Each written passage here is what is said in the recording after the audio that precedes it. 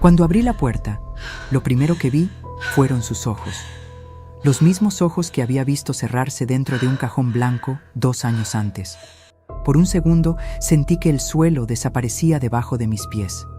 No grité, no corrí a abrazarlo, ni siquiera pregunté cómo era posible.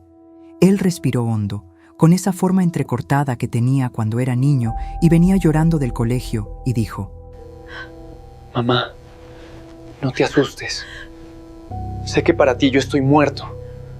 Tenía los brazos ocupados, apretados contra el cuerpo, como si protegiera algo. Cuando mis ojos bajaron, vi la manta, la cabecita, y entonces escuché el quejido suave de un bebé medio dormido. Yo apreté los dedos contra la costura de mi delantal. Sentí la madera fría del marco bajo la mano y solo pensé una cosa, una y otra vez, como un rezo.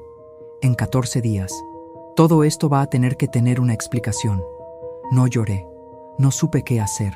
Me quedé inmóvil, con la mejilla casi apoyada en la puerta, como si cualquier movimiento pudiera romper el frágil pacto entre el mundo de los vivos y el mundo de los muertos. ¿Sabes qué fue lo peor? Que esa no fue la primera vez que sentí que estaba perdiendo a mi hijo, porque para entender por qué no lo abracé en ese momento, por qué no grité su nombre como una loca en el pasillo, primero tienes que saber quién era Daniel y quién era yo, Patricia Morales, antes de enterrarlo. Pero antes de continuar, verifica si ya estás suscrito al canal y danos un me gusta. Y dime en los comentarios, ¿desde qué parte del mundo estás escuchando mi historia? De verdad quiero saber hasta dónde llega esta voz de una madre que todavía intenta entender qué pasó con su propio hijo. La primera vez que sentí que lo estaba perdiendo no fue en un cementerio. Fue en la cocina de este mismo apartamento, un miércoles a las 10:12 de la noche, hace más de 10 años. Yo estaba de espaldas al fogón, con una olla de arroz humeando, el olor del ajo dorado pegado a la ropa, y él, apoyado contra el refrigerador, con esa cara de fastidio que se le había vuelto tan habitual. Llevaba una campera de marca, de esas que cuestan más de lo que yo ganaba en una semana, y unas zapatillas blancas que él limpiaba con más cuidado del que jamás había tenido, con sus propios cuadernos del colegio. Yo llevaba la misma blusa de algodón gris de siempre, con un pequeño agujero en la manga, la que mi madre me había regalado cuando aún vivía. «Ma, ¿otra vez arroz con huevo?», dijo, sin siquiera mirarme, con ese tono de desprecio que le había aprendido a la gente con la que empezó a juntarse. Intenté reír para suavizar el ambiente. «Tú antes pedías esto casi todos los días, ¿te acuerdas?», respondí, removiendo el arroz para que no se pegara. Él soltó una carcajada seca, sin humor. «Sí, claro, cuando tenía 8 años y no sabía que existía algo más en el mundo que este departamento miserable». Las palabras resonaron por la cocina. Rebotaron en las paredes manchadas de grasa que yo había limpiado cada domingo. Recorrieron el pasillo donde había colgado sus dibujos del colegio. Subieron las escaleras invisibles de todas las veces que me había levantado de madrugada para bajarle la fiebre. Se clavaron en ese lugar del pecho donde las madres guardamos lo que nunca decimos. No contesté. Solo apagué el fuego, serví el arroz en 2 platos sencillos de loza descascarada y los puse sobre la mesa.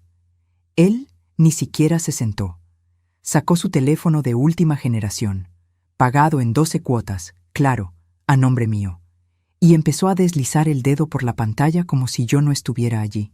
Ese fue el primer ataque, la primera agresión que no venía de un golpe, sino de esa mezcla de vergüenza y desprecio que a veces los hijos sienten por la pobreza de sus padres.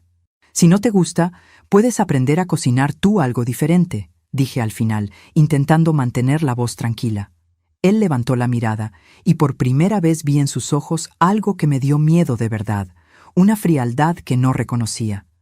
«Tal vez cuando no tenga que vivir aquí», murmuró. ¿Sabes qué fue lo más duro?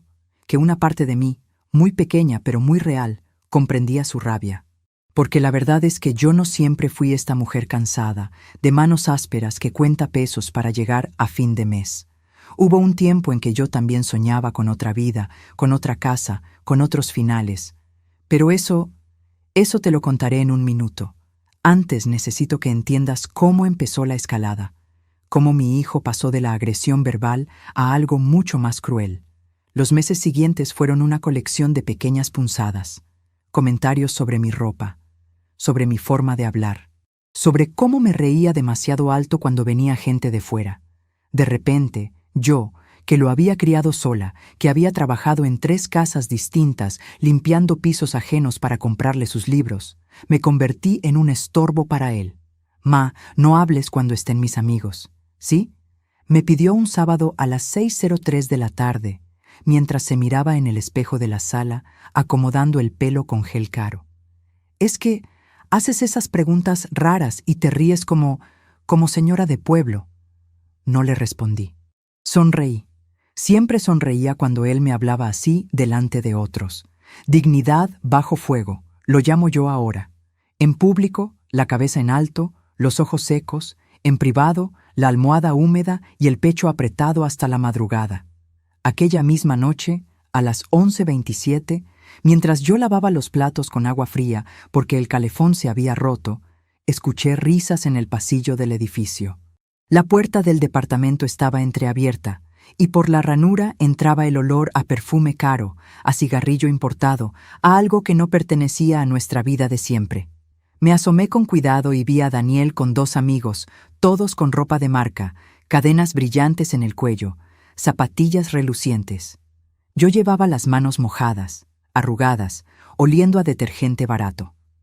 Él se dio cuenta de que los miraba, y por un instante pensé que iba a presentarme, que iba a decir: «Esta es mi mamá». En lugar de eso, cerró la puerta con suavidad, casi sin hacer ruido, como si yo fuera un secreto vergonzoso que no debía salir al pasillo. Lo que no sabía entonces era que esa puerta, cerrándose en silencio, era apenas el 3er peldaño de una escalera que todavía tenía muchos peldaños por delante. Porque la agresión verbal se transformó en algo más físico, más concreto, más imposible de ignorar. Un martes, a las 3:42 de la mañana, me desperté con un golpe seco. El ruido de un vaso rompiéndose en la cocina. El corazón se me aceleró de inmediato. Llevábamos semanas con discusiones cada vez más tensas, y mi cuerpo ya reaccionaba solo. Me levanté despacio, sintiendo el frío del piso de cerámica bajo los pies descalzos, y caminé hacia la luz encendida. El olor a alcohol me golpeó antes de ver nada. Bebida fuerte, mezclada con el humo agrio de cigarrillo y algo más dulce, químico, que no supe identificar en ese momento. Daniel estaba ahí, con la camisa abierta, los ojos rojos, un vaso roto a sus pies y una mancha oscura extendiéndose sobre la mesa. «¿Qué haces levantada?», gruñó, como si la intrusa fuera yo. «Escuché un ruido», respondí, sintiendo el corazón en la garganta. «Voy a limpiar esto. Ve a dormir». Di un paso hacia adelante, instintivamente. «Estás sangrando», dije, apuntando a un corte en su mano. Él miró la herida, luego me miró a mí, y algo se quebró en su expresión. «Te dije que te fueras a dormir», repitió, esta vez más alto. Me quedé en el umbral de la cocina, las manos pegadas al cuerpo, y en ese momento vi algo que nunca había visto en mi hijo. Una rabia vacía, sin dirección, como un animal acorralado que no sabe a quién morder. «Daniel, solo quiero ayudarte», susurré. Él agarró un plato del fregadero y lo lanzó contra la pared, a pocos centímetros de mi cabeza.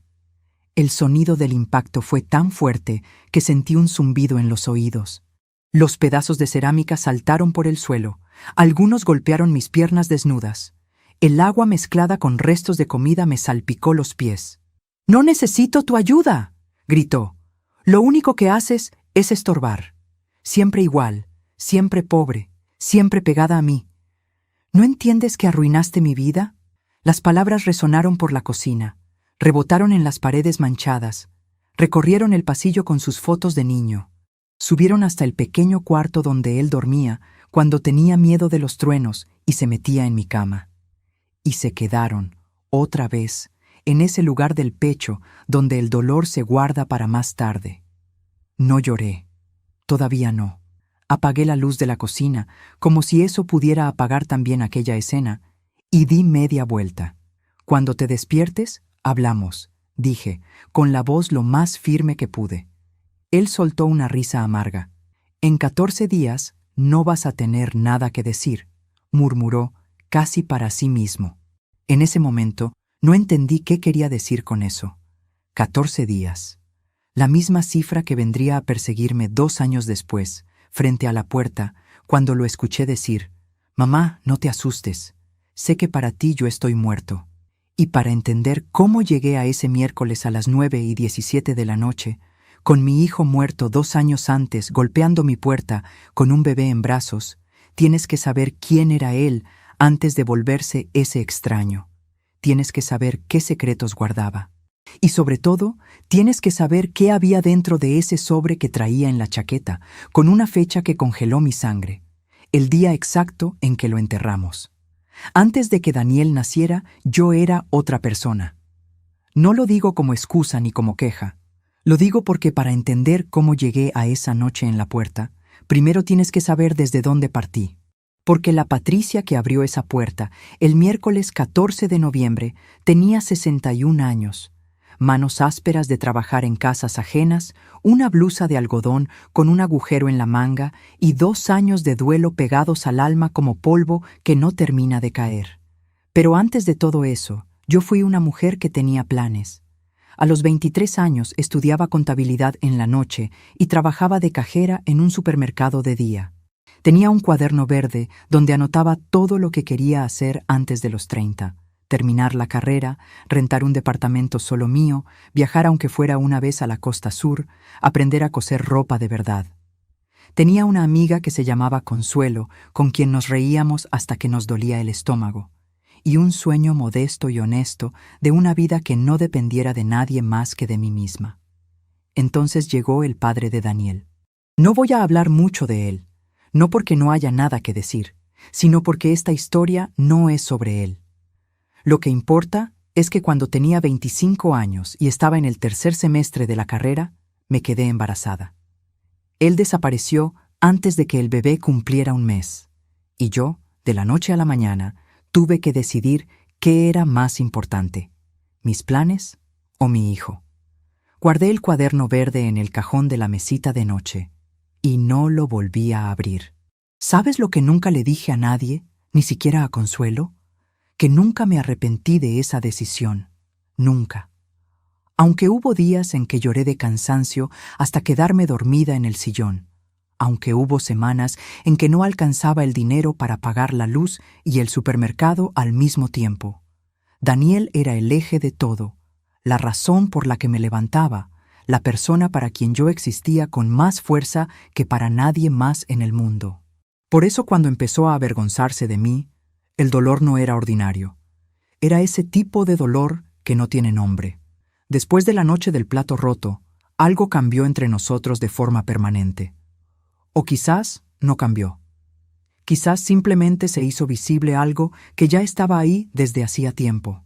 Daniel empezó a llegar tarde, a veces de madrugada, con esa manera de moverse de quien no quiere dar explicaciones y sabe que no las va a dar. Cuando lo preguntaba, no respondía con gritos como aquella noche. Respondía con algo mucho peor, el silencio. Un silencio largo, pesado, con los ojos fijos en cualquier punto que no fuera yo. La indiferencia duele diferente a la agresión. La agresión te sacude, te despierta, aunque sea para mal. La indiferencia te va vaciando, despacio, como si te quitaran agua de un vaso gota por gota, y tú siguieras esperando que alguien lo llenara de nuevo. Un domingo, a las 12:14 del mediodía, Daniel llegó cuando yo acababa de poner la mesa. Había cocinado pozole, el que le gustaba desde chico, el que me pedía en cada cumpleaños. Tuve que buscar los ingredientes en 3 tiendas distintas porque en la más cercana no tenían el maíz que él prefería. La mesa estaba puesta con los 2 platos de siempre y una servilleta doblada a la izquierda de cada uno, como lo había visto hacer a mi madre cuando quería que las cosas se sintieran especiales, aunque la comida fuera sencilla. Él entró, miró la mesa y sin decir una palabra, agarró las llaves del cajón de la entrada. «¿A dónde vas?» «Ya está listo», dije. «Tengo un compromiso», respondió sin mirarme. «Avisaste que venías a comer». Me surgió algo, y se fue. Escuché sus pasos bajar las escaleras, escuché el portón metálico del edificio cerrarse de golpe, y me quedé sola frente a 2 platos de pozole que empezaban a enfriarse. Aquí está la primera resolución falsa de esta historia, la primera de muchas. Esa noche me llamó. Ya era tarde, casi las 11, y su nombre apareció en la pantalla del teléfono. Respiré profundo. Me dije, viene a disculparse, viene a explicar qué pasó, a decir que lo entendió, a darme algo a lo que aferrarme. Contesté, «Ma, el seguro del departamento, ¿en qué cajón está?» Eso fue todo, nada más. Colgué el teléfono, lo puse boca abajo sobre la mesita de noche, y esa noche sí lloré, pero no allí, no en el sillón ni en la cocina. Me metí al baño, abrí la llave del agua para ahogar el sonido y me permití romperme un momento, solo un momento, antes de secarme la cara y volver a ser la misma de siempre. Lo que no sabía entonces era que esa llamada tan fría, tan breve, tan sin nada que yo pudiera aferrar, era exactamente eso. Una grieta pequeña que en ese momento no supe leer. ¿Sabes qué fue lo más cruel de la etapa que vino después? Que no llegó con violencia ni con gritos. Llegó con ausencia, con una frialdad tan perfecta que a veces yo misma me preguntaba si me estaba inventando el problema, si era yo la exagerada, la que se aferraba demasiado, la madre que no sabía soltar. Porque eso fue el estagio siguiente, hacerme dudar de lo que veía. Un martes a las 6:50 de la tarde llegué a casa y encontré su cuarto vacío. No vacío como cuando salía, vacío de verdad. La ropa, la consola, la foto de los dos que tenía pegada en la esquina del espejo desde que tenía 15 años. Todo. Solo quedaba el colchón y el olor a ese perfume caro que ya no pude quitarme de la nariz en semanas. No dejó nota. No mandó mensaje. Me enteré por un conocido suyo, 3 días después, que se había mudado con unos amigos a un departamento en otra colonia, que llevaba semanas planeándolo, que todo el mundo lo sabía menos yo. Las palabras de aquel conocido rebotaron en el pasillo de mi edificio. Recorrieron las escaleras que Daniel había subido miles de veces. Llegaron hasta la puerta de mi departamento. Entraron por las rendijas y se acomodaron en cada rincón. Y entonces supe que lo que había pasado aquella noche con el plato, con el silencio, con el pozole frío, no había sido una racha. Era una decisión.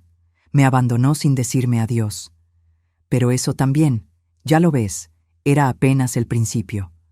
Porque lo que vino después de la mudanza, lo que Daniel empezó a construir en su nueva vida lejos de mí, eso es lo que necesito que entiendas para comprender qué diablos hacía él en mi puerta 2 años después de que lo enterré. Para entender quién era la niña que dormía en sus brazos.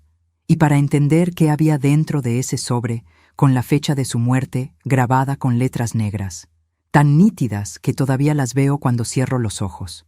Pero eso te lo cuento en un momento. Antes, necesito contarte algo que nadie sabe, algo que pasó 6 meses antes de la llamada que me avisó que mi hijo había muerto y que yo elegí no contarle a nadie porque me daba demasiada vergüenza admitirlo.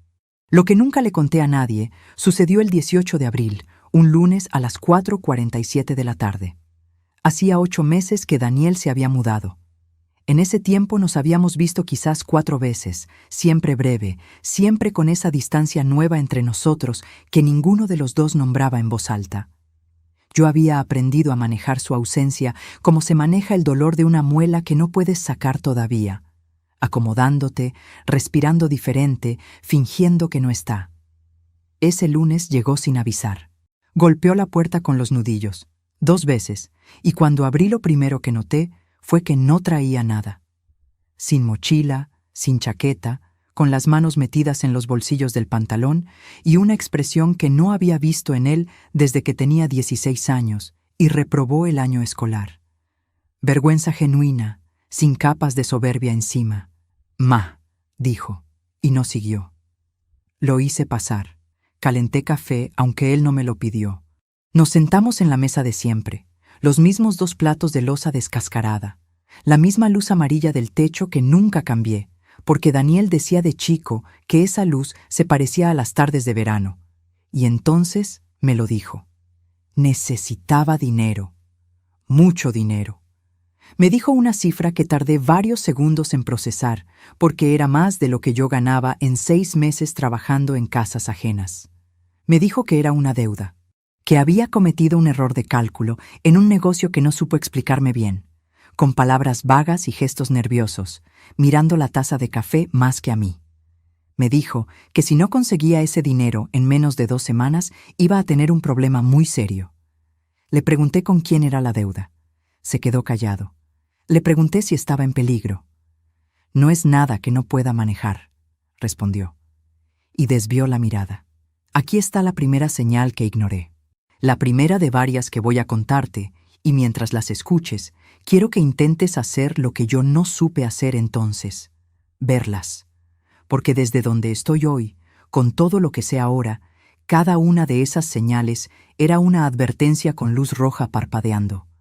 Pero en ese momento yo solo veía a mi hijo, sentado en la mesa de mi cocina, con cara de niño asustado, pidiéndome ayuda por primera vez en años. Y eso fue suficiente para apagarme el razonamiento. Le di lo que tenía. Todo.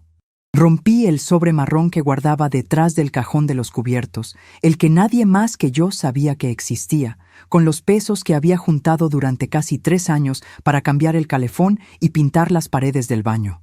Se lo di sin condiciones, sin contrato, sin pedirle que me explicara nada más de lo que quería explicar. Él contó los billetes con las manos. Los contó 2 veces. Y luego me miró con una expresión que no supe leer bien en ese momento, pero que hoy, después de todo lo que pasó, creo que era alivio mezclado con algo parecido al arrepentimiento. «Te lo devuelvo en cuanto pueda», dijo. «No importa», respondí. Y eso también fue un error. No el de darle el dinero. El de decirle que no importaba, como si su deuda conmigo, no la de los pesos, sino la de las explicaciones, también pudiera quedar así, sin resolverse. Me dio un abrazo antes de irse. Corto, torpe, ese tipo de abrazo que hacen las personas que no están acostumbradas a abrazar. Pero lo sentí. Sentí sus costillas bajo la tela de la camisa. Sentí que había adelgazado más de lo que debería. Sentí el olor a tabaco y a algo más. Esa fragancia química dulce que ya había notado aquella noche del vaso roto. Y no dije nada. Lo vi bajar las escaleras desde el pasillo, y la última imagen que tuve de él, ese día, fue la de sus hombros tensos, la nuca inclinada, los pasos rápidos de quien necesita llegar a algún lugar antes de que algo lo alcance. ¿Sabes qué fue lo que más me pesó después? Que nunca le pregunté a quién le debía ese dinero, que dejé ir esa pregunta como se deja ir un pájaro que tienes en la mano, porque tienes miedo de apretarlo demasiado. Y ese nombre, el nombre de la persona a quien Daniel le debía todo eso, era exactamente el nombre que aparecería meses después en una noticia que me helaría la sangre. Pero ya hablaré de eso. Lo que vino después del lunes 18 de abril fue un silencio de semanas. Daniel no llamó, no vino. El sobre marrón detrás del cajón se quedó vacío, y yo seguí yendo al trabajo, seguí limpiando pisos ajenos, seguí comprando el mismo arroz de siempre. Guardé el episodio del dinero en ese cajón interno donde uno mete las cosas que duelen demasiado para revisarlas con frecuencia. Hasta el miércoles 29 de junio, a las 8:33 de la mañana. Estaba recogiendo la ropa tendida en el balcón cuando sonó el teléfono. Número desconocido, de una ciudad que no reconocí. Lo dejé sonar. Volvió a sonar. Lo dejé sonar otra vez. A la tercera llamada, algo, no sé si fue intuición o miedo disfrazado de curiosidad, me hizo contestar. Era una voz de hombre, grave, tranquila, con esa calma artificial de quien está eligiendo sus palabras con mucho cuidado. ¿Es usted la señora Patricia?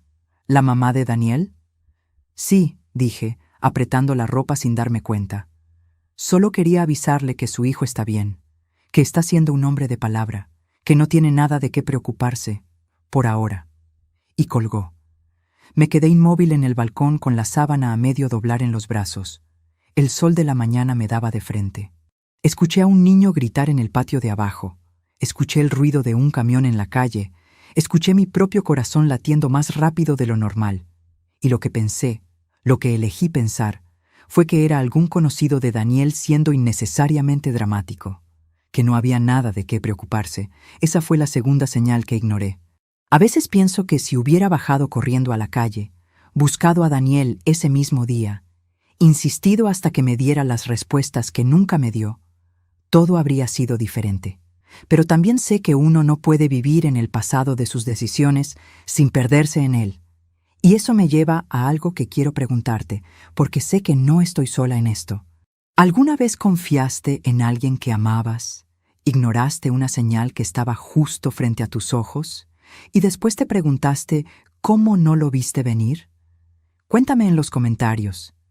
Escribe tu historia, aunque sea una sola línea. Quiero leerla. Quiero saber que lo que yo viví tiene algo en común con lo que otros también han sentido, que esta soledad que deja el amor ciego no es solo mía. Los meses siguientes siguieron con esa misma lógica extraña. Apariciones breves de Daniel, conversaciones a medias, una visita en agosto donde lo noté nervioso de una manera diferente a las anteriores. No era la rabia de antes, era otra cosa. Era el nerviosismo de alguien que mira por encima del hombro aunque no haya nadie detrás. Y entonces llegó el 3 de septiembre. A las 2:19 de la tarde, mi teléfono sonó con el nombre de Daniel en la pantalla. Contesté de inmediato, con esa mezcla de alivio y precaución que se vuelve automática cuando el amor y el miedo conviven durante demasiado tiempo. «Ma», dijo, y su voz estaba diferente. Baja, casi un susurro, como si hablara desde un cuarto donde no quería que nadie lo oyera. «¿Qué pasa?», pregunté. «Escúchame bien porque no voy a poder repetirlo. Hay un sobre en el cajón de tu mesita de noche.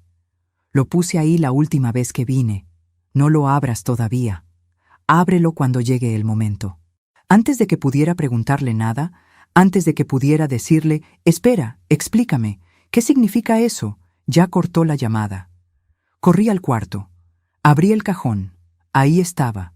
Un sobre blanco, sin nombre, sin dirección, sellado con cinta adhesiva transparente. Lo tomé en mis manos.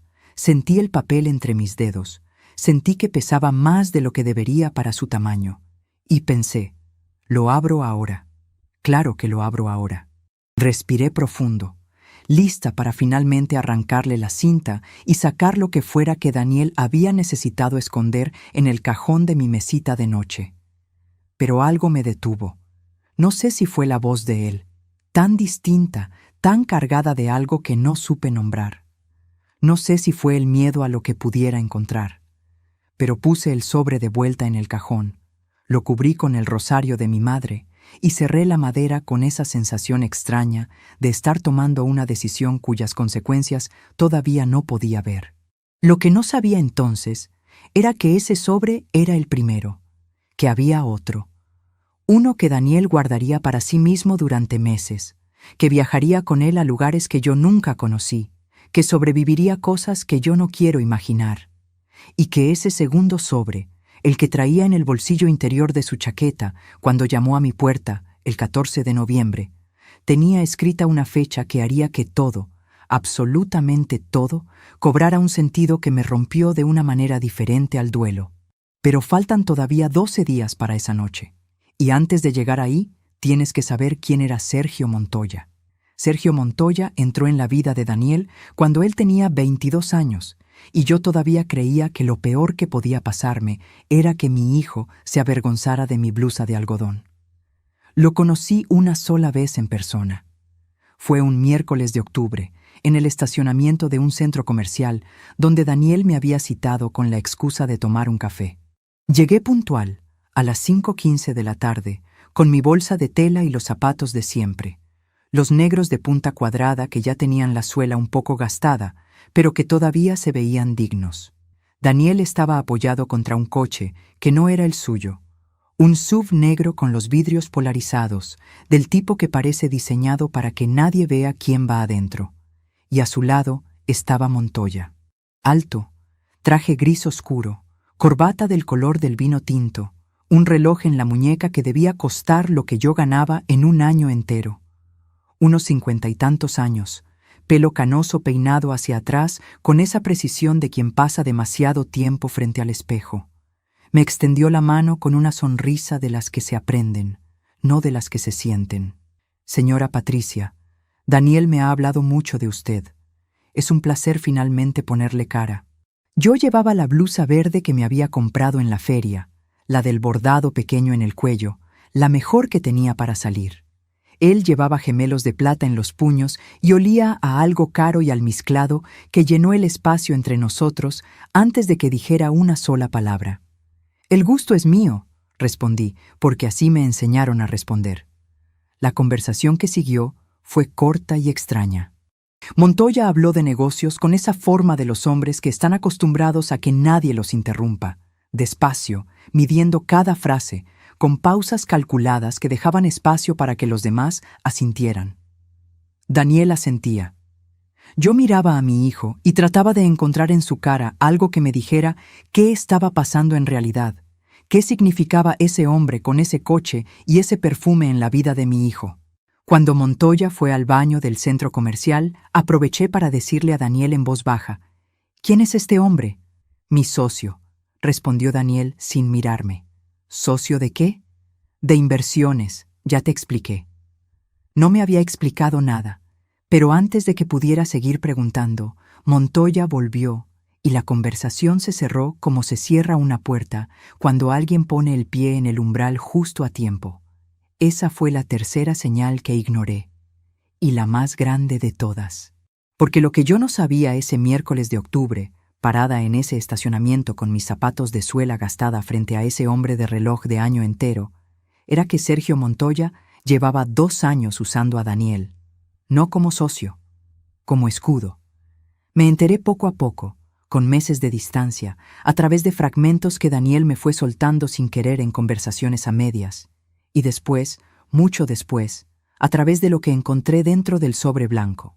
Montoya tenía una red de negocios que desde afuera se veía impecable. Importaciones, bienes raíces, una empresa de logística. Todo con papeles, con oficinas, con empleados de verdad.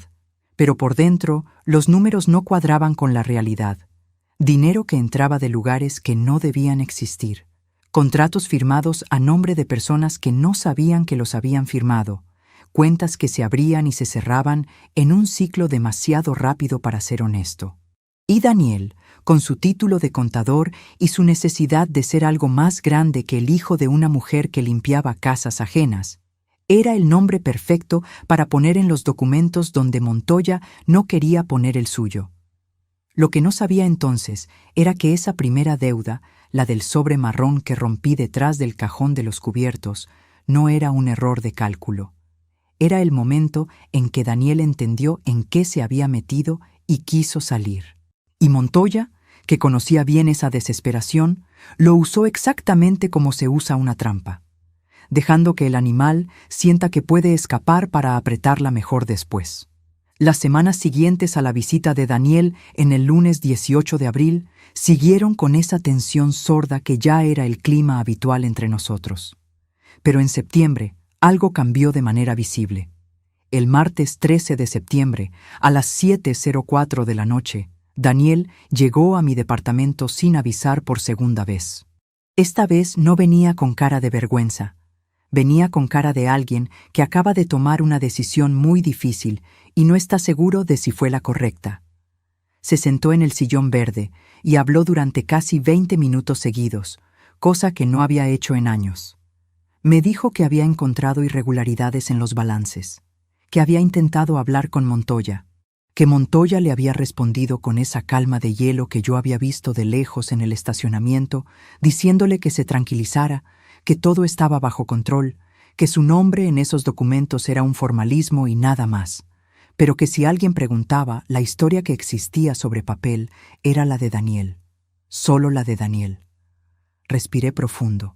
Pensé, ahora sí, ahora que me lo está contando, podemos buscar ayuda. Un abogado, alguien de confianza, alguna autoridad que escuche. Sentí por primera vez en meses que la conversación que siempre había querido tener con mi hijo estaba a punto de ocurrir. Lista para decirle que no estaba solo, que juntos podíamos encontrar una salida. «Daniel», dije, «esto tiene solución. Hay que hablar con alguien que sepa, hay que...» Él levantó la mano y me cortó. «Ya habré de resolverlo yo», dijo. Se paró del sillón, tomó las llaves y se fue. Y eso fue todo. La conversación que yo creí que iba a resolver algo se cerró en seco, como todas las anteriores. Lo que vino después fue la humillación que nunca esperé. El viernes 23 de septiembre, a las 10:41 de la mañana, recibí una llamada de una vecina que trabaja como secretaria en una notaría del centro. Me llamó porque sabía que Daniel era mi hijo y pensó que yo debía saberlo antes de que me llegara de otra forma. Me dijo, con esa delicadeza incómoda de quien da una mala noticia: «Patricia, está circulando un documento, una denuncia formal contra Daniel por irregularidades contables. El nombre de Montoya no aparece en ningún lado, solo el de tu hijo». Me quedé de pie en la cocina, con el teléfono pegado a la oreja y la mano apoyada en la encimera fría. No grité, no llamé a Daniel de inmediato en pánico. Serví un vaso de agua, lo bebí despacio, sentí el frío bajarme por la garganta hasta el estómago, y solo entonces, con la voz controlada, le pedí a la vecina que me mandara lo que tuviera por escrito. Esa misma tarde, a las 4:18, llamé a Daniel. No contestó. Lo llamé a las 6:30. No contestó. Lo llamé a las 9:55 de la noche, desde el sillón verde, con la luz apagada y el teléfono iluminando la oscuridad de la sala. Tampoco contestó. Mientras tanto, en algún lugar de la ciudad, Sergio Montoya cenaba en un restaurante de mantel blanco, con su traje gris y su reloj de año entero, completamente ajeno al nombre que había puesto como destino de todo lo que él no quería que llegara a su puerta. Así funcionan los hombres como Montoya. Construyen el incendio y se alejan lo suficiente para no quemarse, dejando que otro pague el precio de las llamas. Lo que no sabía entonces, lo que solo entendí semanas después, era que Daniel sí había intentado defenderse, que había reunido algo, documentos, registros, pruebas de que la firma en esos balances era suya, pero la instrucción había sido de otro, que se había plantado frente a Montoya y le había dicho, en una oficina de vidrio y acero en el piso 12 de un edificio del que yo nunca supe la dirección, que no iba a cargar solo con eso. Y que Montoya, sin levantar la voz, con esa sonrisa calculada que yo había visto de cerca solo una vez, le respondió algo que Daniel no me repitió nunca con palabras, pero que lo cambió todo. Eso fue lo que lo llevó a desaparecer. Y eso es lo que tenía que contarme la noche que llamó a mi puerta. Pero para entender lo que pasó en los días que separaron esa reunión de la llamada que me avisó que mi hijo había muerto, primero tienes que saber qué encontré dentro del sobre blanco. El primero, el que Daniel escondió en el cajón de mi mesita de noche, con la orden de no abrirlo hasta que llegara el momento. El momento llegó antes de lo que pensé, y de una manera que no esperaba. El sobre blanco tenía 3 hojas dobladas en tercios iguales, como las cartas que la gente deja cuando sabe que alguien más las va a leer con calma, no con prisa. Lo abrí el sábado 1 de octubre, a las 8:22 de la mañana, sentada en la cama con las piernas cruzadas y el rosario de mi madre en la mano izquierda. Había esperado más de 3 semanas desde la llamada de Daniel. 3 semanas en que cada vez que abría ese cajón, lo miraba, lo tocaba con la yema de los dedos y volvía a cerrarlo porque algo me decía que el momento todavía no había llegado. Pero esa mañana de octubre, con el sol entrando oblicuo por la ventana del cuarto y el silencio del edificio todavía dormido alrededor, lo supe. Era ese momento. La primera hoja era una lista. Nombres de empresas, números de cuentas, fechas de transferencias. Una columna con cantidades en pesos y otra con lo que parecían ser referencias a contratos. Al lado de cada transferencia, una inicial, S.M., Sergio Montoya. Y debajo, en cada fila, la firma de Daniel, sola, sin ninguna otra firma que la acompañara. Era la firma de alguien que cree que está firmando un acuerdo de negocios y en realidad está firmando su propia condena. La segunda hoja era peor. Era una copia de un correo electrónico, enviado desde la cuenta de Montoya a una dirección que no reconocí, fechado 18 meses antes del día en que yo sostenía ese papel en mis manos. El asunto decía: Contingencia fiscal. Plan B. Y en el cuerpo del correo, con la frialdad de alguien que planifica el destino de otra persona como si planificara una agenda de reuniones, Montoya le explicaba a quien fuera que estuviera del otro lado que ya tenía identificado al profesional que asumiría la responsabilidad contable en caso de una auditoría, que era joven, que tenía necesidad económica, que ya había aceptado los primeros honorarios sin hacer demasiadas preguntas. Que era, escribió textualmente, el perfil ideal para este tipo de contingencia. El perfil ideal. Así llamó a mi hijo. Una contingencia, un perfil ideal, una herramienta que se usa y se descarta. 18 meses antes.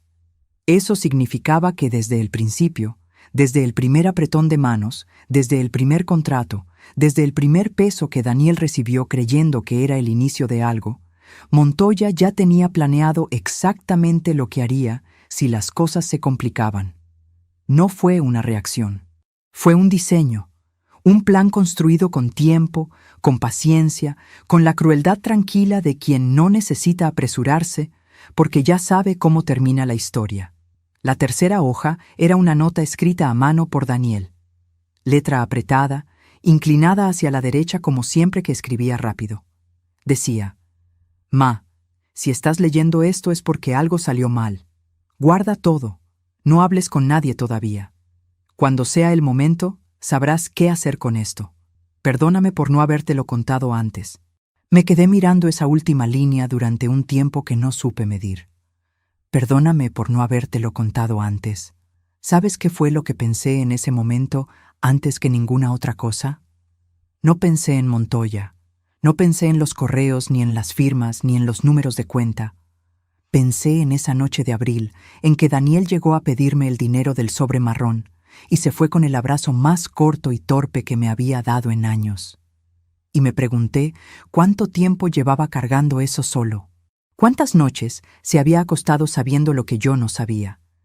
¿Cuántas veces había querido decirme algo y había elegido callarlo para protegerme de un miedo que al final, de todos modos, llegó? Guardé las 3 hojas dentro del sobre. Volví a ponerlo detrás del rosario en el cajón y llamé a Daniel. Esta vez sí contestó. Fue una conversación de 4 minutos.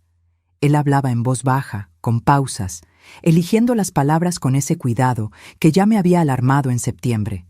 Me dijo que estaba bien, que estaba trabajando en una solución, que en menos de 2 semanas iba a tener todo bajo control y me lo explicaría en persona, con calma, sentados en la mesa de siempre. Respiré. Creí que era verdad. Me aferré a esa promesa como si fuera una cuerda encima del vacío. Pero esto fue la segunda resolución falsa. Porque lo que Daniel tenía en mente cuando dijo «solución» no era lo que yo entendí por esa palabra, y lo que vino 12 días después no fue una explicación en la mesa de siempre. Lo que vino fue la llamada. El jueves 13 de octubre, a las 6:38 de la mañana, sonó el teléfono. Número desconocido. Contesté con esa torpeza de quien todavía no está del todo despierta.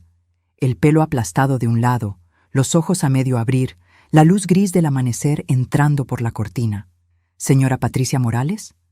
Sí, dije. Le llamo del Hospital General. Lamentamos informarle que su hijo, Daniel Morales, ingresó anoche en estado crítico.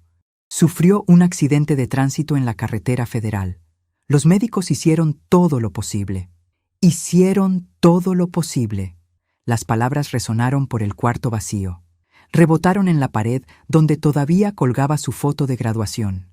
Recorrieron el pasillo donde guardaba sus cuadernos del colegio en una caja de cartón. Bajaron por las escaleras que él había subido corriendo tantas veces. Y se instalaron en el centro de mi pecho como algo que pesa más que cualquier cosa que yo hubiera sentido antes. No grité. No solté el teléfono. No me desmayé en la cama. Pregunté el nombre del médico. Pregunté la dirección del hospital.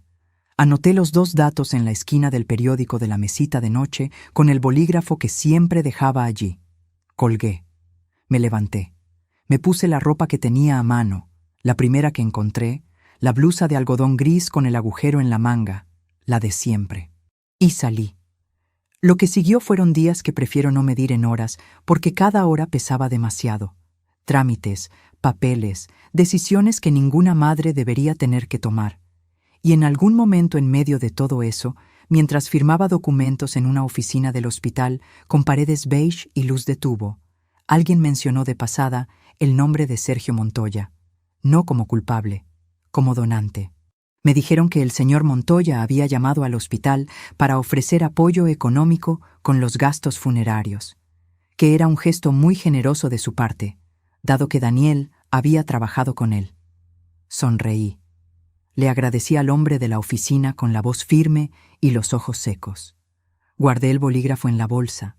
Tomé mi copia de los documentos y salí al pasillo. Llegué hasta el baño del segundo piso. Cerré el pestillo. Me apoyé de espaldas contra la puerta de metal frío.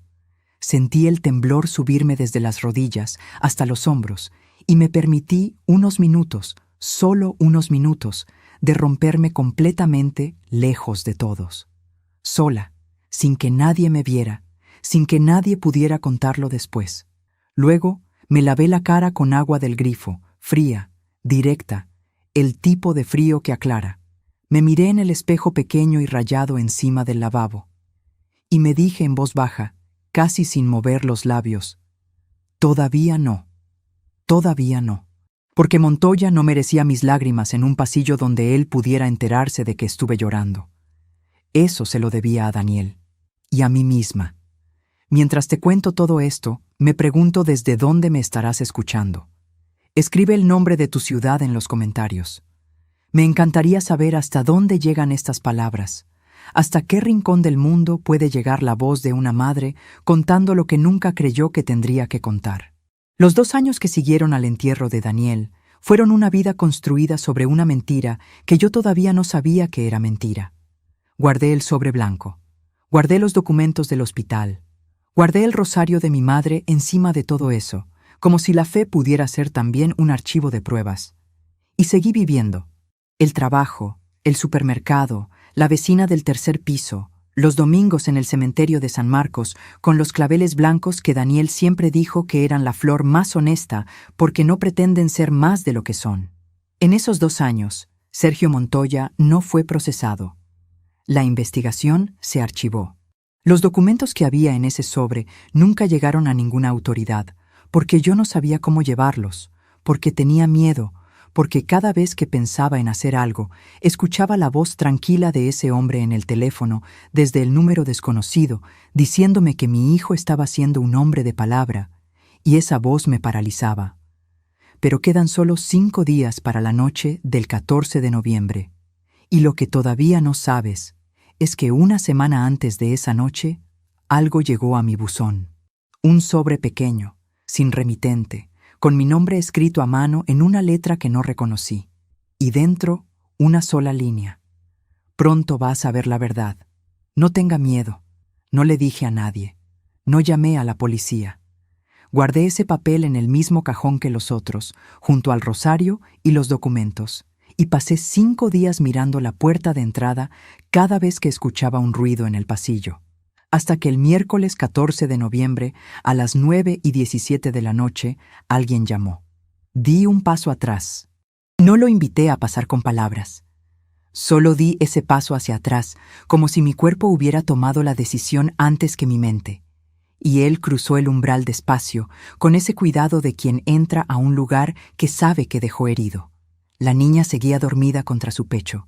Cerré la puerta detrás de los dos, y nos quedamos ahí, en el pasillo de entrada, bajo la misma luz amarilla de siempre, mirándonos sin saber todavía cuál de los dos iba a hablar primero. Lo estudié en silencio durante unos segundos que se sintieron mucho más largos. Tenía más arrugas que antes, o quizás eran las mismas pero más marcadas, como las que deja el cansancio que no se va con dormir. Había algo en su manera de pararse, más quieto, menos tenso que antes, que me recordó al Daniel de cuando tenía 15 años y todavía no se había vuelto ese extraño. Pero sus ojos tenían algo nuevo, una seriedad que no era frialdad. Era el peso de alguien que carga con una historia demasiado grande para seguir cargándola solo. Necesito que me escuches, dijo. Todo. sin interrumpirme hasta el final. «¿Cuánto tiempo tienes?», pregunté. «El que haga falta». Lo hice pasar a la sala. Se sentó en el sillón verde, el mismo de siempre, con la niña todavía dormida en sus brazos, la cabecita apoyada en su hombro y la manta enrollada alrededor de sus piernas pequeñas. Yo me senté frente a él, en la silla de madera de la mesa. No me acerqué. Todavía no. Necesitaba escuchar antes de sentir, porque si me acercaba demasiado pronto, algo se iba a romper en mí antes de que él pudiera explicar nada. «¿Cómo?», fue lo único que dije. Y él empezó a hablar. Me dijo que el accidente fue real, que el coche volcó en la carretera federal esa madrugada de octubre, que había sido real el impacto, el metal doblado, el vidrio roto, pero que quien murió en ese accidente no fue Daniel Morales. Fue otra persona. Un hombre que no tenía familia directa, que viajaba en el asiento del acompañante, cuya identidad, en el caos de esa noche, en esa carretera oscura sin testigos, quedó registrada con el nombre equivocado. Daniel me dijo que no lo había planeado, que en el momento en que entendió lo que había pasado, cuando los paramédicos llegaron y empezaron a hacer preguntas, y él vio su propia oportunidad de desaparecer abierta frente a él, como una puerta que nadie había cerrado todavía, tomó la decisión en menos de 10 segundos. Sabía lo que Montoya iba a hacer cuando la investigación avanzara, dijo. Ya tenía todo listo para que yo cargara solo. Los documentos, los contratos, los testimonios. Había construido 2 años de evidencia en mi contra. Si yo seguía vivo y visible, iba preso. Y si iba preso, todo lo que sabía, todo lo que tenía guardado, iba a desaparecer antes de que yo pudiera usarlo. ¿Sabes qué fue lo que primero sentí cuando escuché eso? No fue alivio. No fue rabia.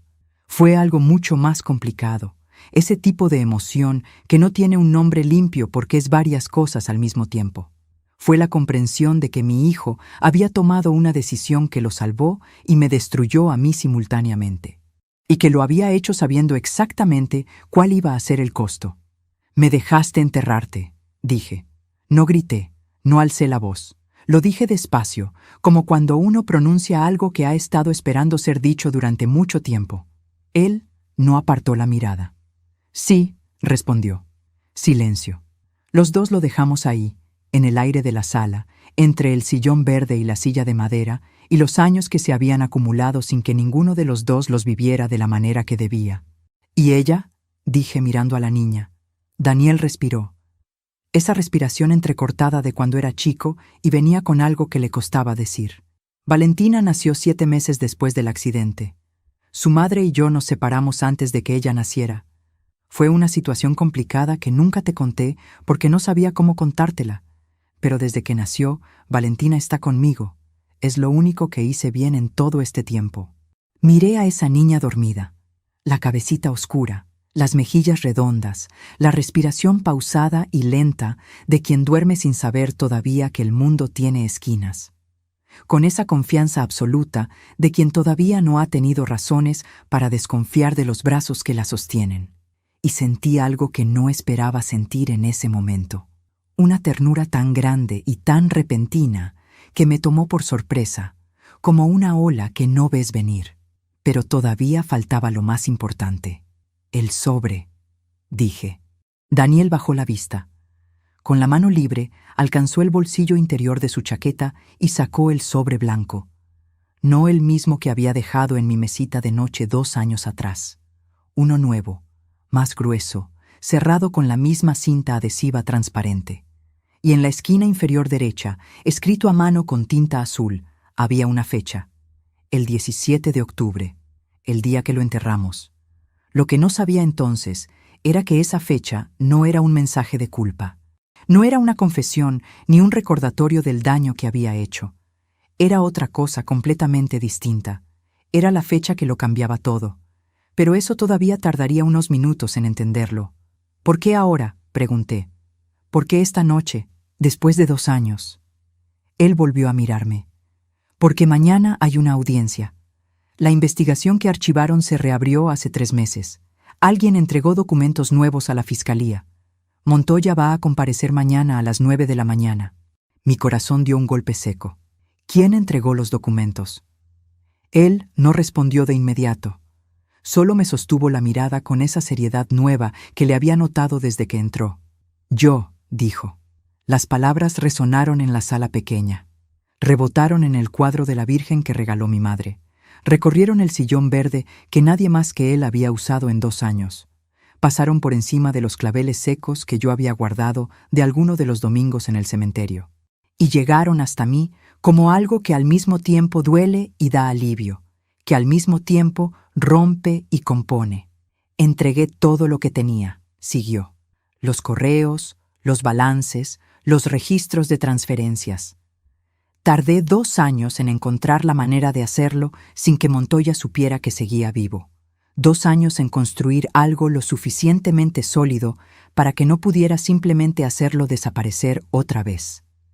Aquí tendría que haberte dicho que en ese momento todo se resolvió, que lo abracé, que lloré de alivio, que la historia terminó bien en el sillón verde de mi sala un miércoles de noviembre. Eso habría sido la resolución más fácil, pero la vida, que no escribe con la misma lógica que los finales que uno desearía, tenía un detalle más que ninguno de los dos había mencionado todavía. ¿Montoya sabe que sigues vivo?, pregunté. Daniel tardó un segundo demasiado largo antes de responder. No sé. Y ahí, en ese segundo de duda, entendí que la noche todavía no había terminado. ¿Por qué viniste aquí esta noche, Daniel? Si hay una audiencia mañana, si Montoya puede saber que sigues vivo, ¿por qué viniste a esta dirección? Él miró a Valentina un momento. Luego me miró a mí, porque dentro de ese sobre hay algo que solo tiene sentido si tú también lo sabes. Algo que no tiene que ver con Montoya, ni con los documentos, ni con la audiencia de mañana. Tiene que ver contigo, con lo que yo te escondí toda la vida. Y necesitaba que lo supieras de mi boca, esta noche, antes de que mañana todo esto se volviera público y tú lo enteraras de otra manera. ¿Sabes qué es lo que hace esa frase en el cuerpo de una madre? Tiene que ver contigo, con lo que te escondí toda la vida. Esas palabras no suenan igual que cualquier otra revelación. Suenan diferentes porque llevan consigo la certeza de que lo que viene no es una sorpresa cualquiera. Es algo que va a reordenar el pasado. Algo que va a hacer que recuerdes momentos que creías entender y los veas de otra manera. Extendí la mano. Él me dio el sobre. Lo tomé. Sentí el papel entre los dedos. Ese mismo peso extraño para su tamaño que había sentido 2 años atrás con el primero. La fecha escrita en la esquina seguía ahí, 17 de octubre, el día que lo enterramos. Lo giré. Lo vi desde todos los ángulos como si necesitara examinarlo antes de abrirlo, y justo cuando mis dedos encontraron el borde de la cinta adhesiva, Valentina se movió en los brazos de Daniel. Abrió los ojos. Unos ojos oscuros y grandes que me miraron directamente, con esa fijeza sin filtro que tienen los niños pequeños cuando te estudian sin saber todavía que existe la cortesía de apartar la vista. Me miró durante 2, 3 segundos. Y luego estiró el brazo hacia mí. Ese gesto que hacen los bebés cuando quieren que alguien los tome, los dedos abiertos, la palma vuelta hacia arriba. Y yo, que llevaba 2 años sin saber qué hacer con los brazos cuando los claveles del cementerio se quedaban fríos en mis manos, los abrí. Daniel me la pasó sin decir nada. Valentina se acomodó contra mi pecho con una facilidad que me dejó sin palabras, como si lo hubiera hecho antes, como si conociera ese lugar. Olía a jabón de bebé y a algo dulce, a leche tibia, a la misma inocencia que huelen todos los niños pequeños y que a los adultos nos recuerda que existió un momento en que nosotros también éramos así de livianos. Y con ella en brazos, con el sobre todavía en la mano, lo miré a él. Mañana será el día en que Montoya finalmente enfrente lo que hizo, dije. Pero esta noche, primero, me vas a contar todo. Él asintió. Y empezó a hablar. Empezó por el principio. No por el principio que yo conocía, no por el Daniel que yo creía haber visto crecer, por el otro principio, el que ocurrió en silencio, paralelo al que yo vivía, y que durante años existió sin que yo supiera que existía. Me dijo que Montoya lo había contactado por primera vez cuando tenía 22 años. No a través de un anuncio, no a través de un conocido de la universidad, a través de una carta. Una carta física, en un sobre sin remitente, que llegó al departamento donde vivíamos juntos, dirigida a él, con su nombre completo y la dirección exacta de nuestra calle. Una carta que empezaba con una frase que Daniel me repitió de memoria, después de años, con esa precisión de quien ha repetido algo tantas veces en su cabeza que ya no necesita el papel original. Joven Daniel, sé quién es usted, sé lo que necesita y tengo una propuesta que vale la pena escuchar. ¿Por qué nunca me lo dijiste?, pregunté. Valentina seguía en mis brazos.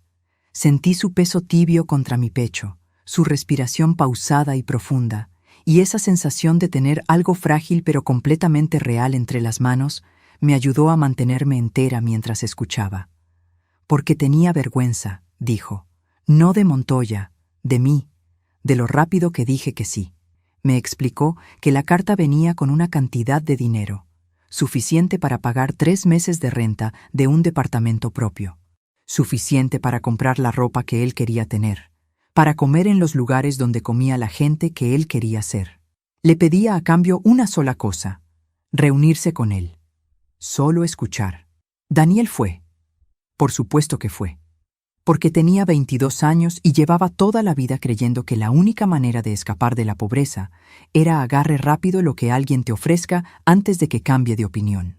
Aquí está lo que nunca entendí hasta esa noche, lo que nunca pude ver desde donde yo estaba. La rabia que Daniel me tenía de adolescente, los comentarios sobre el departamento miserable, la vergüenza de que lo viera con sus amigos. Todo eso no era frialdad. Era el ruido de alguien que se odia a sí mismo por querer más de lo que tiene y no sabe cómo pedirlo sin destruir lo que ama en el proceso. Era la rabia de un niño que creció sin padre viendo a su madre arrodillarse frente a pisos ajenos, que amaba a esa madre con una intensidad que no sabía cómo expresar, y que esa misma intensidad se le había podrido por dentro hasta convertirse en algo que parecía desprecio, pero no lo era. Me costó escucharlo decir eso. Me costó más de lo que esperaba, porque significaba revisar años de dolor desde otro ángulo. Pero lo escuché. Sigue, dije. Me contó los 4 años que siguieron. La escalada gradual de lo que Montoya le pedía, siempre en pasos pequeños, siempre con la misma lógica de la trampa. Primero algo sin consecuencias, luego algo un poco más comprometido, luego algo que ya no se puede deshacer. Para cuando Daniel entendió la magnitud de lo que había firmado, tenía 26 años, una firma en documentos que lo comprometían legalmente y un hombre que sabía exactamente cuánto valía su silencio. ¿Y el dinero?, pregunté. El que le di, el del sobre marrón, era para pagar la última cuota que me faltaba para tener los documentos originales de Montoya. Él los tenía guardados como garantía, me los iba a vender, me los vendió, sí. Y luego hizo copias antes de dármelos. Cerré los ojos un segundo. Solo un segundo. ¿Sabes cuánto tiempo tardé en juntar ese dinero?, dije. Sí, respondió, en voz baja. Lo sé. El silencio que vino después fue diferente a todos los anteriores. No era el silencio vacío de las discusiones o el silencio tenso de los años de distancia. Era el silencio de 2 personas que finalmente están en el mismo cuarto, de la misma verdad, y no saben todavía qué hacer con ese espacio compartido. Abre el sobre, dijo. Valentina se acomodó en mis brazos como si sintiera que algo importante estaba a punto de pasar. La luz amarilla del techo nos bañaba a los 3 con ese tono de las tardes de verano que Daniel decía de niño. Sentí el papel del sobre entre los dedos, más grueso ahora que antes, con ese peso que ya conocía y que seguía siendo más grande de lo que su tamaño justificaba. Arranqué la cinta adhesiva despacio. Saqué las hojas. La primera era una lista de fechas y números, igual que el sobre anterior. Pero esta vez no eran transferencias de las empresas de Montoya, eran depósitos. Depósitos hechos a una cuenta que reconocí de inmediato porque era la mía. Transfers mensuales, regulares, desde hacía 3 años y 4 meses, de una cantidad que yo siempre había creído que era un beneficio del gobierno, una ayuda social que me habían aprobado sin que yo recordara haber solicitado con demasiada atención. Miré los números, miré las fechas. Levanté la vista hacia Daniel. Fui yo, dijo, antes de que yo preguntara. Desde una cuenta a nombre de una empresa pequeña que registré para eso. Necesitaba que no pareciera que venía de mí, porque sabía que no lo ibas a aceptar si sabías que era yo. Las palabras resonaron en la sala sin que ninguno de los dos hiciera nada por detenerlas. Rebotaron en las paredes de ese departamento que yo había seguido pagando todos los meses, creyendo que lo hacía sola. Recorrieron la cocina donde había servido el arroz que él llamó miserable. Subieron hasta el cuarto donde guardé el sobre blanco detrás del rosario de mi madre. Y llegaron hasta ese lugar del pecho donde las madres guardamos lo que no sabemos todavía si llorar o agradecer. Daniel, empecé. Déjame terminar, dijo. La segunda hoja era diferente a todo lo anterior. No era una lista, ni un correo, ni un contrato. Era una carta, escrita a mano en el mismo papel cuadriculado que él usaba de niño para hacer las tareas del colegio, con la misma letra apretada e inclinada hacia la derecha. Encabezada con la misma fecha del sobre, 17 de octubre, el día que lo enterré. Te la escribí esa noche, dijo, antes de que amaneciera, cuando todavía no sabía si algún día iba a poder dártela en persona. No la leí en ese momento. No podía. Las letras se me movían frente a los ojos con esa inestabilidad de cuando el cuerpo entiende algo que la mente todavía no terminó de procesar. La doblé con cuidado, la volví a meter en el sobre y la puse sobre la mesa con la misma delicadeza con que se pone algo que no quieres romper. ¿Cuándo lo planeaste?, pregunté. El accidente. Desaparecer. No lo planeé, ya te dije. Pero tampoco dudaste. Una pausa. No, admitió. Y aquí estaba la tercera hoja, la última, la que tenía en la esquina inferior la fecha que había congelado mi sangre desde el primer momento en que la vi. El 17 de octubre. Pero esta hoja no era texto. Era una impresión en papel, borrosa en los bordes como si hubiera sido escaneada desde algo más antiguo. Y lo que mostraba era un extracto de los registros internos de la empresa de Montoya, con una sola línea subrayada con marcador amarillo que decía, con esa precisión clínica de los documentos legales: Protocolo de contingencia activado. Fecha 17 de octubre. Responsable designado D. Morales. El día que lo enterramos. El día que Montoya había elegido, meses antes de que ocurriera, como la fecha en que su plan estaría completamente ejecutado. Lo miré a él. Montoya sabía que el accidente iba a ocurrir, dije. Daniel me sostuvo la mirada. Eso es lo que tengo que probar mañana. Eso es lo que tienes que probar mañana, repetí, y las palabras sonaron distintas la segunda vez, más pesadas, más reales. Valentina había vuelto a dormirse en mis brazos con esa facilidad absoluta que tienen los niños que se sienten seguros. La sentí cálida, su respiración lenta y regular contra mi cuello, y ese ritmo pequeño y constante fue lo que me mantuvo entera mientras el resto de mí procesaba lo que Daniel acababa de decir. Montoya había elegido esa fecha. La había marcado en un documento interno meses antes de que ocurriera. Protocolo de contingencia activado.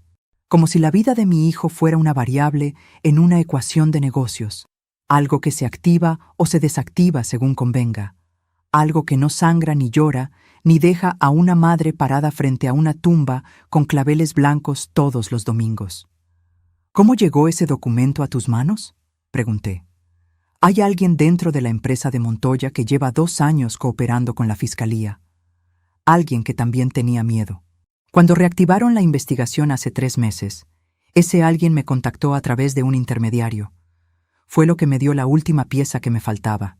¿Y la fiscalía sabe que estás vivo? Desde hace 6 semanas. Cerré los ojos. 6 semanas. Mientras yo seguía yendo al cementerio de San Marcos con mis claveles blancos, mientras seguía doblando sus fotos de niño porque verlas de golpe todavía dolía, mientras seguía viviendo con el peso de un duelo que no era real, él llevaba 6 semanas coordinando con la fiscalía la mañana del jueves 15 de noviembre. ¿Y qué pasa contigo?, dije. Legalmente, desapareciste 2 años. Hay un acta de defunción con tu nombre. Hay un acuerdo. Cooperación total a cambio de una situación regularizada. No es perfecto. Hay consecuencias, pero estoy del lado correcto de la ley, mamá, por primera vez en mucho tiempo. Por primera vez en mucho tiempo. Abrí los ojos y lo miré. Tenía las manos entrelazadas sobre las rodillas, la espalda levemente inclinada hacia adelante, esa postura de quien lleva demasiado tiempo cargando algo en la columna. Y de repente, debajo de todo lo que acababa de contarme, debajo de Montoya y los documentos, y la audiencia de mañana, y los 2 años de mentira, vi algo que no había visto todavía. El agotamiento, no el físico, el otro, el de cargarse a uno mismo durante demasiado tiempo. Hay algo más, dije, no como pregunta, como certeza.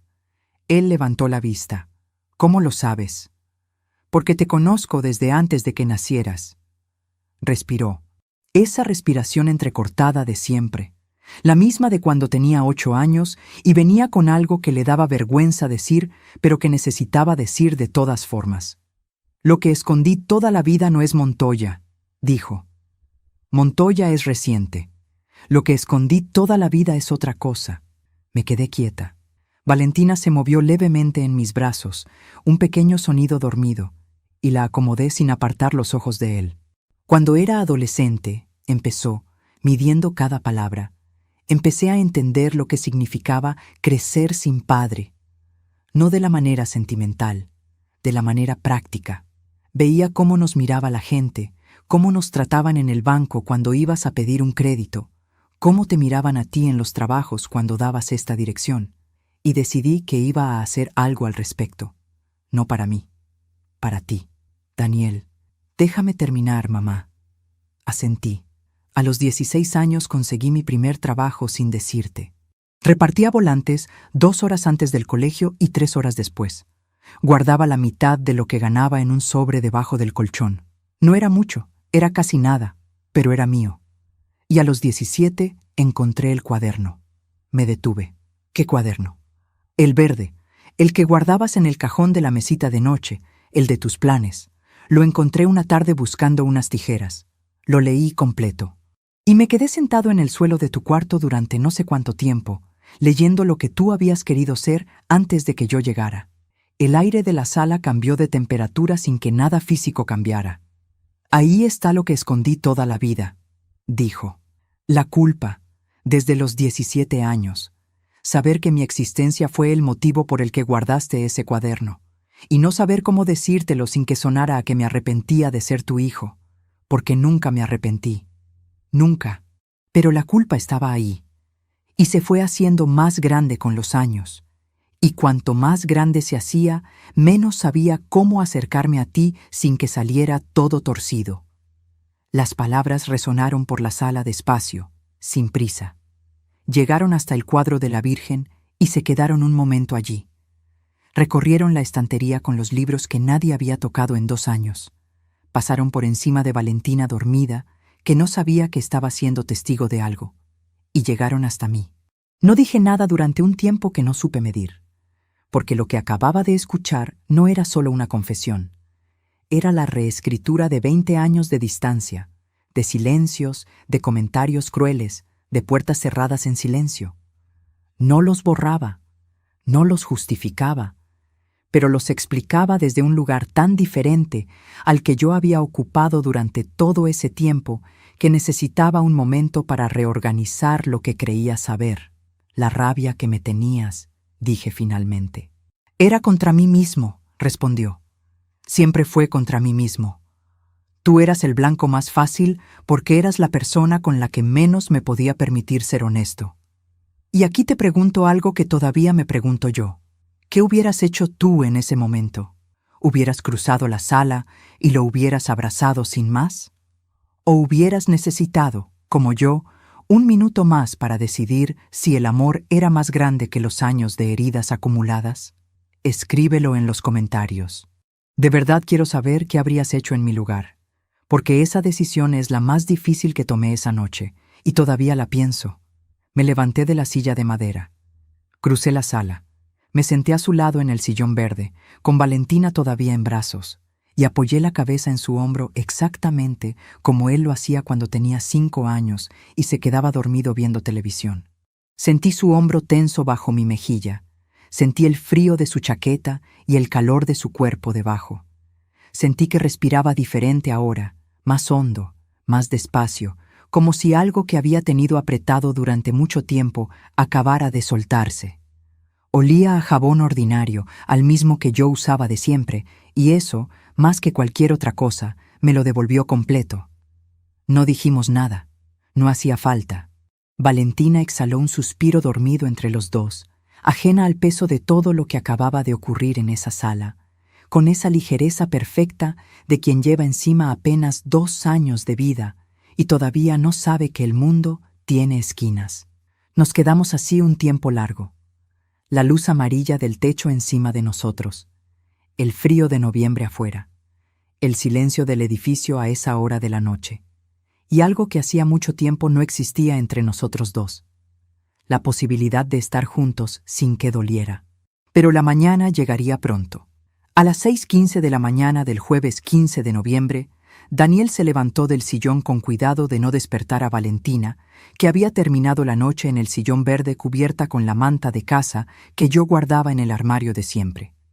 Se lavó la cara en el baño, tomó el café que yo había preparado en silencio mientras él dormía 1 hora, y se puso la chaqueta con ese gesto de quien se prepara para algo que no tiene vuelta atrás. ¿Quieres que vaya contigo?, le pregunté. Me miró un momento. No, quiero que te quedes aquí con ella, y quiero que leas la carta.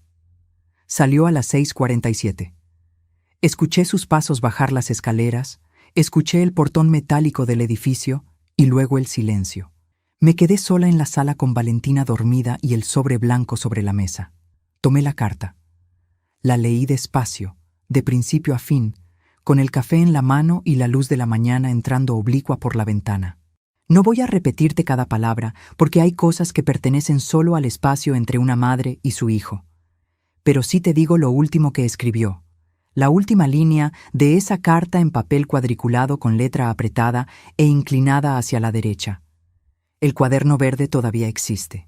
Lo guardé yo. Cuando todo esto termine, quiero que lo abras de nuevo. Tuve que dejar la taza sobre la mesa porque las manos me temblaban. A las 9:03 de la mañana del jueves 15 de noviembre, Sergio Montoya entró a la sala de audiencias del Palacio de Justicia con su traje gris y su reloj de año entero.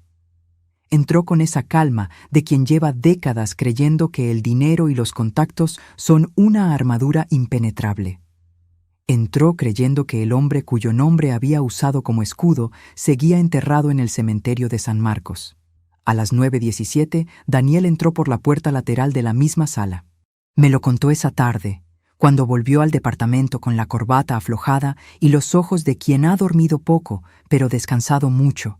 Me dijo que la cara de Montoya cuando lo vio entrar por esa puerta fue lo más cercano al miedo genuino que había visto en un hombre que siempre había parecido incapaz de sentirlo.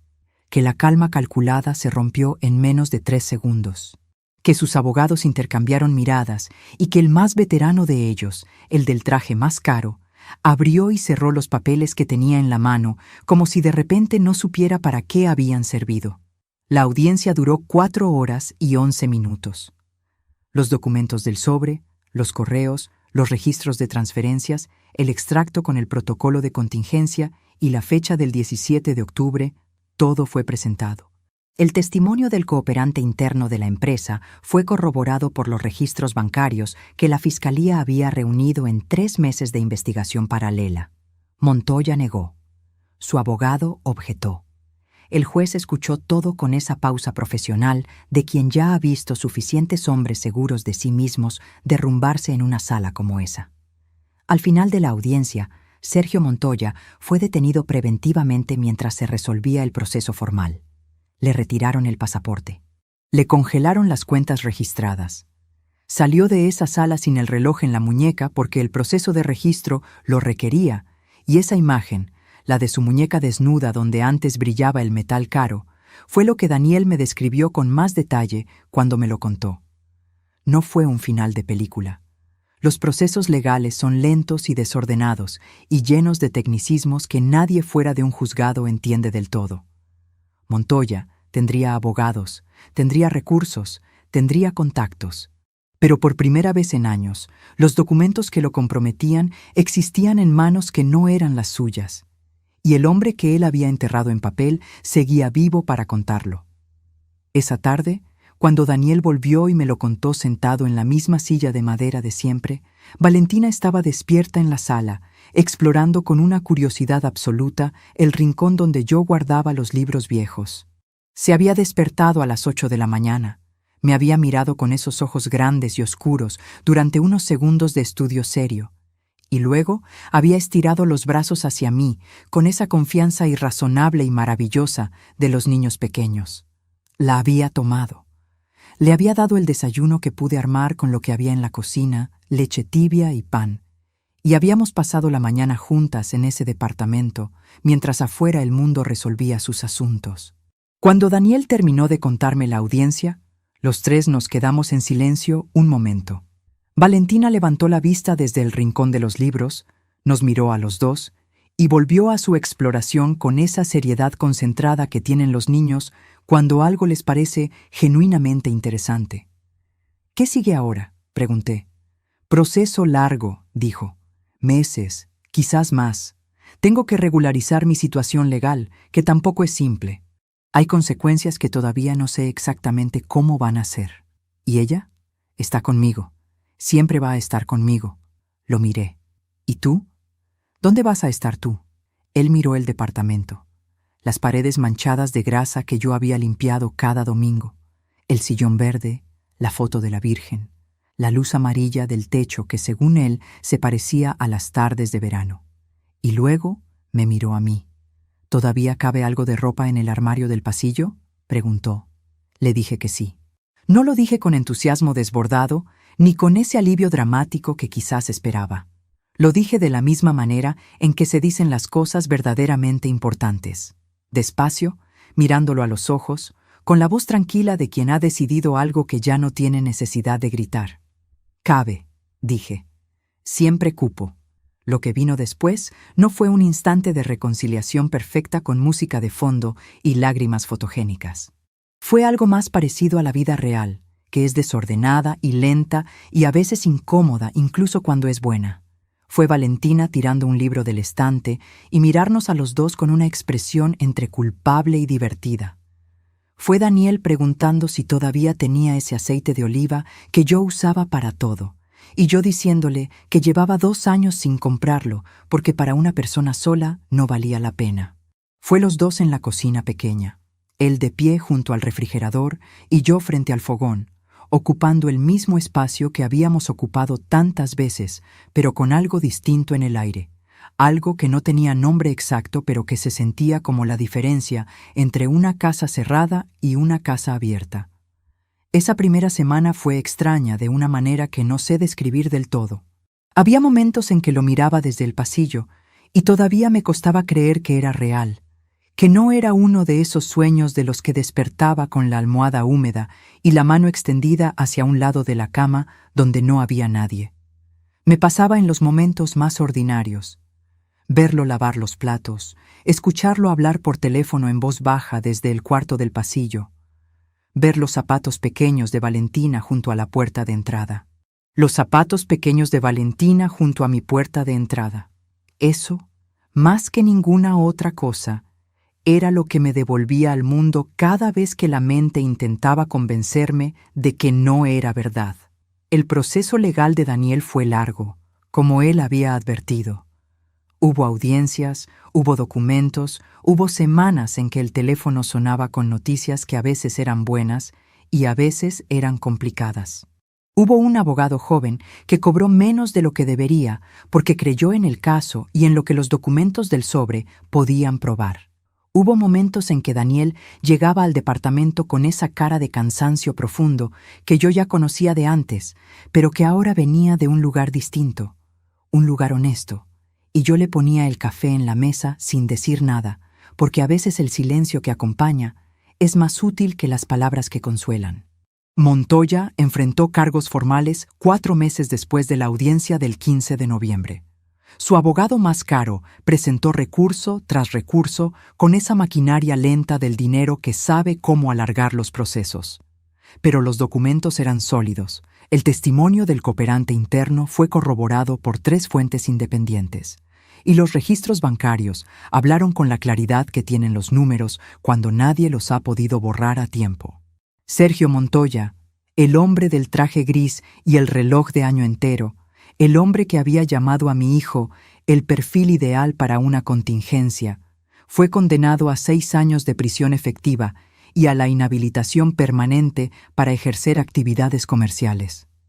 Salió de la sala sin la corbata del color del vino tinto, sin el reloj, sin la sonrisa aprendida. Solo con esa expresión de los hombres que creyeron demasiado tiempo que el mundo les pertenecía y descubren tarde que el mundo no le pertenece a nadie. Daniel me llamó cuando salió del juzgado ese día. No dijo mucho, solo dijo, «Ya está», 2 palabras. Y escuché en su voz algo que llevaba años sin escuchar. Ligereza. No alegría desbordada, no euforia. Ligereza.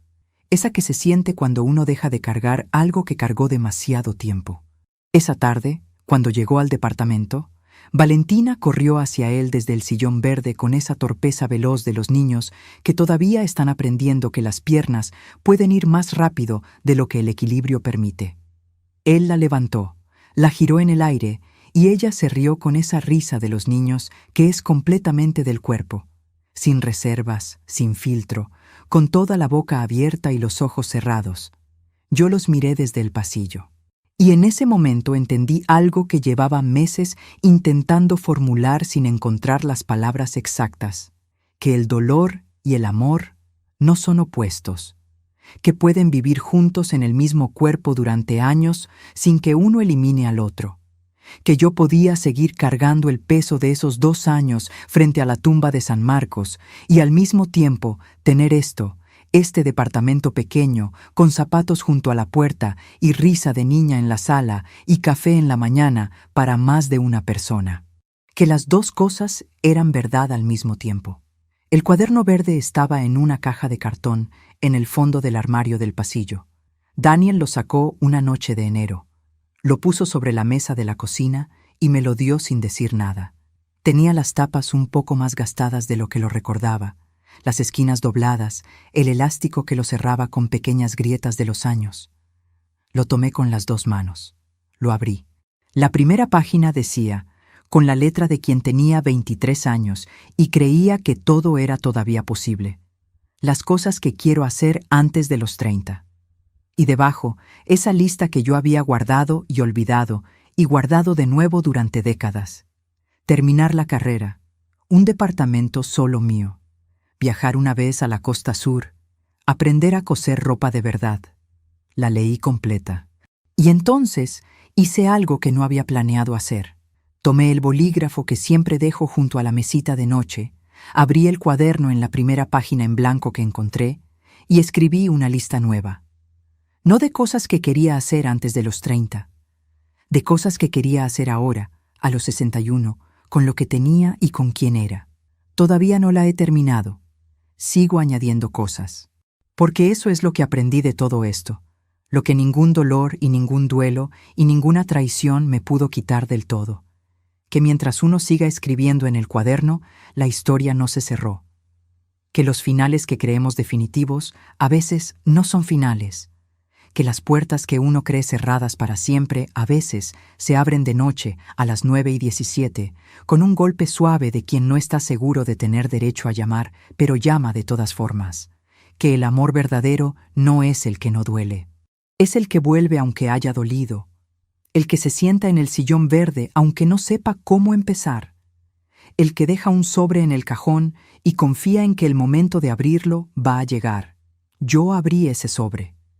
Y lo que encontré dentro no fue solo la verdad de mi hijo, fue también la mía, la de una mujer que guardó un cuaderno verde detrás de un cajón y siguió adelante de todas formas, que limpió pisos ajenos con la cabeza en alto, que sirvió el arroz en los platos descascarados sin pedir disculpas por ellos, que se rompió en baños con la llave del agua abierta para que nadie escuchara, y al día siguiente volvió a estar de pie. Esa también soy yo. Esa, sobre todo, soy yo. Eran las 9:17 de la noche del miércoles 14 de noviembre cuando alguien llamó a mi puerta. Los mismos ojos que había visto cerrarse dentro de un cajón blanco 2 años antes. El mismo frío del marco de madera bajo la mano. La misma luz amarilla del techo que según él se parece a las tardes de verano. Y una niña de mejillas redondas que extendió los brazos hacia mí como si me conociera de siempre. A veces, la vida no te da los finales que pediste. Te da algo distinto, más complicado, con más bordes de lo que esperabas. Pero si tienes suerte, si aguantas lo suficiente, si no te rindes en los baños con la llave abierta, a veces te da algo mejor que lo que pediste. Te da la verdad. Y con la verdad, aunque llegue tarde, aunque llegue rota, aunque llegue a las 9:17 de una noche de noviembre con un bebé en brazos y un sobre con la fecha de una muerte que no fue, se puede construir algo nuevo. Yo lo estoy construyendo. Y te juro que el cuaderno verde todavía tiene páginas en blanco.